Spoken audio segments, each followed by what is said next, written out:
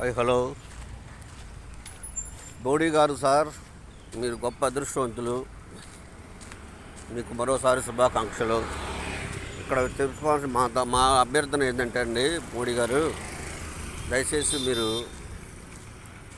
ఈ కొంచెం మత సంబంధమైన అంశాలు కాకుండా, ఎవరి మతం వాళ్ళు పాటిస్తారు. మీరు సొంతగా ఇప్పుడు వచ్చి శంకరాచార్యులు అలాంటి రామానుజాచార్యులు వాళ్ళలాగా మీరేదో సంస్కరణ చేయాలనుకుంటే ఇది ఆధునిక భారతదేశం.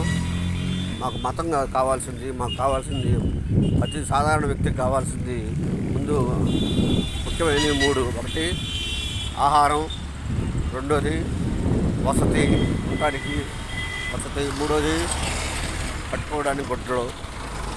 ఇవి ఇంపార్టెంట్.